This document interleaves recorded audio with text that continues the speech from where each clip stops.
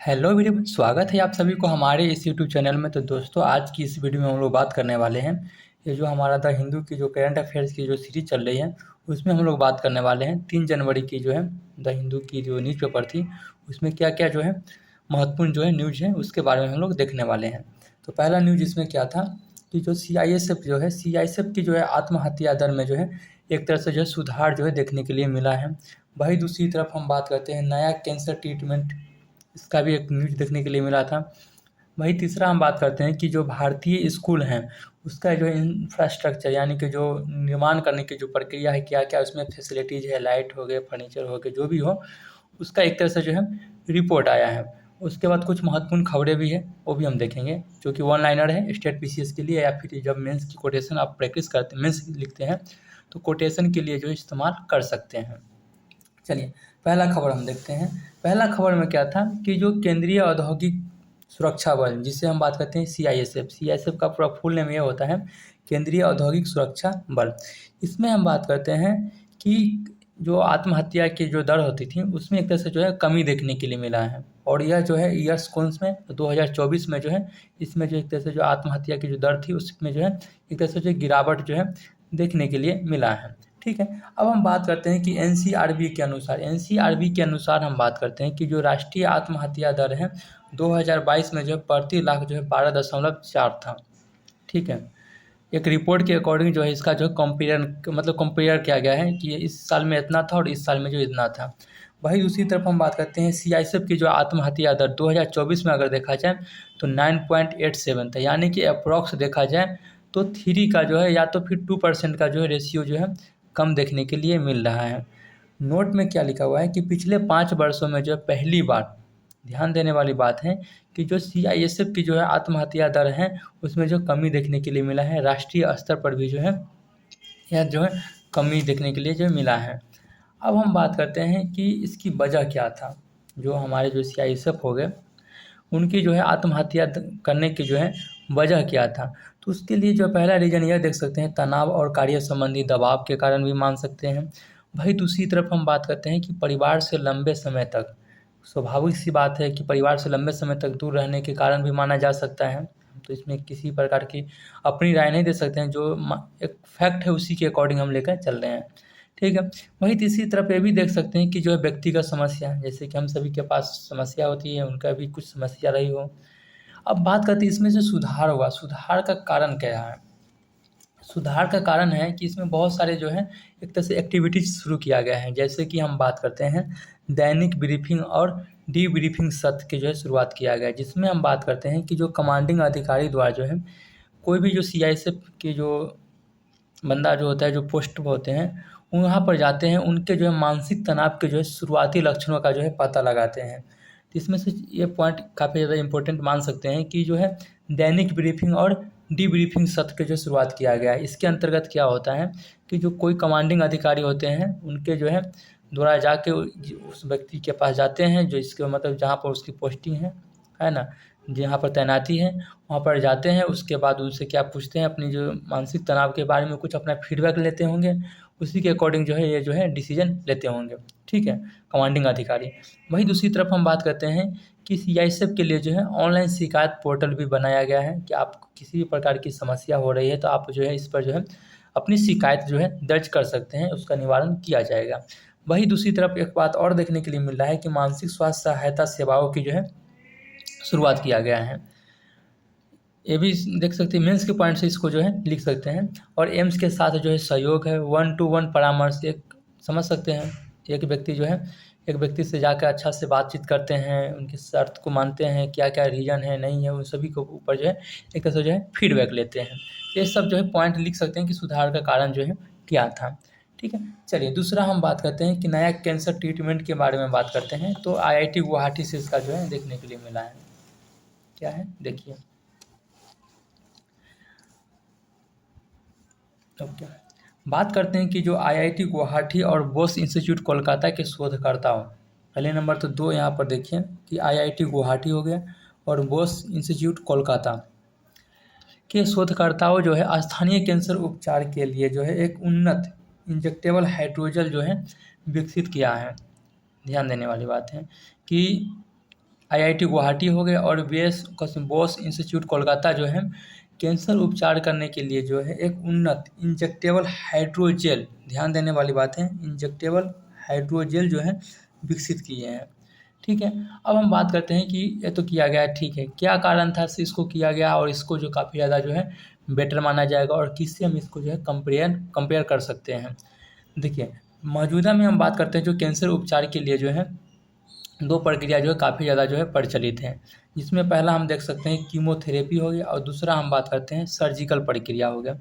Chemotherapy में क्या होता है कि इस प्रक्रिया में जो कीमोथेरेपी का जो है सामूहिक वितरण किया जाता है, यानी कि जब कीमोथेरेपी कैंसर उपचार के लिए किया जाता है तो आपके शरीर में इसको जो है सामूहिक रूप से भेजा जाता है। जिस तरह से हम बात करते हैं, एक एग्जांपल के लेते हैं कि एक आपका बॉडी है, अगर बॉडी में इस पार्ट पे आपका कैंसर है तो ऐसा नहीं कि ये यहीं पर आएगा, सामूहिक सभी तरफ से जो है इसको जो है उपचार के लिए जो भेजा जाएगा और जो यहाँ पर आएगा वो उसको मतलब कि उपचार हो जाएगा।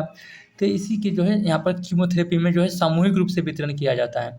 लेकिन हाइड्रोजेल में क्या होगा, जो हाइड्रोजेल उपचार केंद्र जो हाइड्रोजेल खोजा गया है, इसकी तरह क्या होगा, जो कैंसर वाले स्थान है यहीं पर जो है जो भेजा जाएगा, जो उपचार है वो डायरेक्ट इस कैंसर वाले स्थान पर ही भेजा जाएगा। तो इससे फ़ायदा ये होगा, पहली नंबर बात वही लिखा होगा नीचे। दूसरी हम बात करते हैं कि सर्जिकल प्रक्रिया। सर्जिकल प्रक्रिया में क्या है कि यह जो है आक्रामक एवं जोखिमपूर्ण होता है। तो हमने दो चीज़ देख लिया, पहले कीमोथेरेपी में देख ली, कीमोथेरेपी में क्या होता है कि जो उपचार यानी जो दवाएं होती है उसका सामूहिक वितरण किया जाता है। लेकिन हाइड्रोजेल में क्या होता है कि जिस स्थान पर जो कैंसर है, कैंसर यानी कि किसी बॉडी पार्ट पर होता है, सेल में होता है, तो उसी स्थान पर जो है भेजा जाएगा डायरेक्टली। ठीक है, अब हम बात करते हैं दूसरा सर्जिकल प्रक्रिया जो कि बहुत ज़्यादा जो आक्रामक एवं खतरनाक जो है माना जाता है, जोखिमपूर्ण होता है। अब हाइड्रोजेल से जो है लाभ क्या होता है, पहला लाभ तो यही देखा जा सकता है कि दवाओं का जो है सही वितरण किया जा सकता है, क्योंकि हमें उस स्पॉट पर भेजा जाएगा जिस स्पॉट के लिए जो है दवा जो है काफ़ी ज़्यादा यूजफुल है, इसे सामूहिक वितरण करने की जो है आवश्यकता नहीं है। ठीक है, जिससे स्थानीय उपचार जो है किया जा सकता है, स्थानीय स्तर पर भी जो उपचार किया जा सकता है। वही दूसरी तरफ हम बात करते हैं पानी आधारित बहुलक नेटवर्क है। ठीक है, वही तीसरी हम बात करते हैं कि जैविक द्रव्यों में जो अघुलनशील है।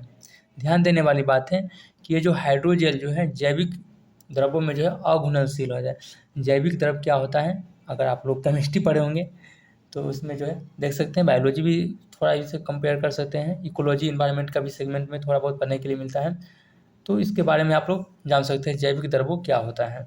अब बात करते हैं इसके लाभ, एक चीज़ बहुत ही इंपॉर्टेंट है, जैसे कि हम बात करते हैं ग्लूटाथियोन के बड़े स्तर में जो क्रियाशील होता है। ये जो हाइड्रोजेल जो होता है, जो हमारा जो है ग्लूटाथियोन, इसको भी आप जो गूगल कर सकते हैं कि ग्लूटाथियोन क्या होता है। ठीक है, ग्लूटाथियोन में बड़े स्तर में जो है एक तरह से क्रियाशील होता है, जो कि ट्यूमर कोशिकाओं में जो है प्रचुर मात्रा में जो है पाया जाता है। ठीक, अब हम बात करते हैं कि शिक्षा मंत्रालय द्वारा जो है संचालित, हमें ऐसा लग रहा है कि न्यूज़ थोड़ा बोरिंग सी लग रही है, क्योंकि हमें भी ऐसा फील हो रहा है, लेकिन कोई नहीं, बस आज भर के लिए है, क्योंकि इसका राइटिंग जो है ना वो उतना फ्रेश नहीं है, इस वजह से थोड़ा, बस एक ही पेज है ना ये वाले, उसके बाद तो नेक्स्ट सही है। हाँ चलिए, शिक्षा मंत्रालय द्वारा जो है एक तरह से हम बात करते हैं संचालित एकीकृत जिला शिक्षा सूचना प्रणाली जो है, जिसमें हम बात करते हैं यूडीसेट जो है जारी किया गया है, उसके द्वारा जो है आंकड़ा जारी किया गया है शिक्षा से संबंधित। तो हमें यहाँ पर एक चीज़ समझना है, क्या समझना है कि एकीकृत जिला शिक्षा सूचना प्रणाली के क्या है और इसके बारे में जो है इसके द्वारा जो है आंकड़ा जारी किया गया है और यह जो है शिक्षा मंत्री द्वारा जो है संचालित है। तो दो पॉइंट ही ध्यान देने वाली बात है कि हम किसी भी स्कूल की जो रिपोर्ट अगर हम जानकारी जो प्राप्त करेंगे वह जो है एकीकृत जिला शिक्षा सूचना प्रणाली के आधार पर करेंगे और यह जो है शिक्षा मंत्री के द्वारा जो है संचालित किया जाता है। अब आंकड़े में क्या बताया है कि भारत में जो स्कूलों की संख्या जो है 14.71 लाख है। ठीक, वही दूसरी तरफ हम बात करते हैं कि जो कार्यात्मक बिजली के बिना स्कूल जो है 1.52 है, मतलब कि इतना तो स्कूल है। इसमें से कुछ ऐसे भी स्कूल हैं जो कि बिना बिजली का जो है काम करता है, जो कि है 1.52 लाख स्कूल है। अब सरकारी स्कूल की हम बात करते हैं तो 10.17 लाख जो है सरकारी स्कूल हैं, जिसमें हम बात करते हैं कि कार्यात्मक बिजली के साथ जो है भारत में जो टोटल जो है स्कूलों की संख्या के बारे में बताया गया है, उसमें से सरकारी स्कूल की हम बात करते हैं तो 10.17 लाख है। इसमें हम बात करते हैं बिजली के साथ स्कूल जो है 9.12 है, और बिना बिजली के साथ जो है 1.52 है। तो सरकारी स्कूल के भी डाटा यहाँ देख सकते हैं, और पूरे स्कूल के डाटा देख सकते हैं, और बिजली की भी डाटा देख सकते हैं, और कितना जो है बिना बिजली का स्कूल है वो भी हम देख सकते हैं। ये जो है आप मेंस के पॉइंट से जो है रेफरेंस में जो है लिख सकते हैं। शिक्षा की नीति में जो सरकार के द्वारा जो क्या पहल किया गया है उसके बारे में जो ये जो है काफ़ी ज़्यादा जो है इम्पोर्टेंट हो जाएगा। चलिए आगे देखते हैं।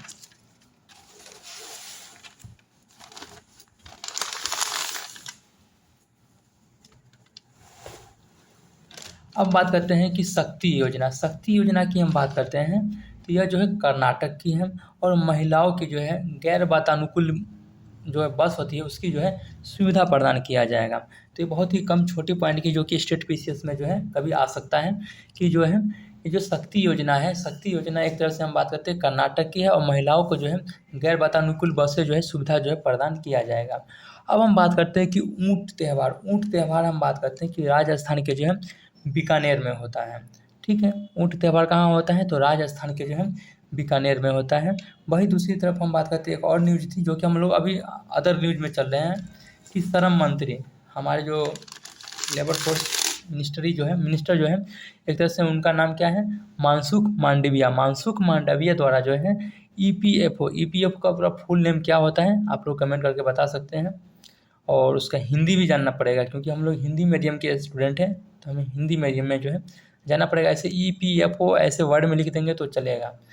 कि तो ईपीएफओ के लिए जो है न्यू सॉफ्टवेयर जो है लॉन्च किया गया, और उस सॉफ्टवेयर का क्या नाम है ईपीएफओ 3.0। ठीक है, अब हम बात करते हैं कि जीईएससी की अनुमति से हम बात करते हैं किसी भी जेनेटिक मॉडिफाइड जो प्रोडक्ट है उसमें जो है कुछ भी कर सकते हैं। तो हमें सबसे बड़ी बात यहाँ पर यह जानना होगा कि जीईएससी क्या है। तो आपको जो है गूगल पर इसको जो है सर्च करके 2-3 पॉइंट इसको जो है लिखना पड़ेगा। ठीक है, अब हम बात करते हैं कि नोमोरा रिपोर्ट के आधार पर बताया गया है कि हम जो लोन लेते हैं इसकी 2 कैटेगरी होती हैं। ठीक है, इसमें हम बात करते हैं कंजप्शन यानी कि जो उपभोग के लिए ले रहे हैं, और दूसरा हम बात करते हैं संपत्ति के लिए लोन ले रहे हैं। तो लोन में हम बात करते हैं कि जो उपभोग के लिए जो लोन ले रहे हैं उसमें एक तरह से जो बढ़ोतरी हो रहा है, वही जो संपत्ति की जो लोन में जो एक तरह से जो है कमी आ रहा है। ठीक है, तो एक तरह से जो है बैड इफेक्ट जो है देखने के लिए मिल रहा है, लेकिन ये जो द हिंदू का जो है एक एनालिसिस था नोमोरा रिपोर्ट के आधार पे। चलिए, तो आज का जो है 3 जनवरी का जो है द हिंदू न्यूज़पेपर समाप्त हुआ, और फिर हम लोग मिलते हैं नेक्स्ट वीडियो में। तब तक के लिए बाय बाय, धन्यवाद, थैंक यू। प्रॉपर नोट्स बनाइए, रिवीजन कीजिए, चैनल पर है तो चैनल को सब्सक्राइब कीजिए। धन्यवाद।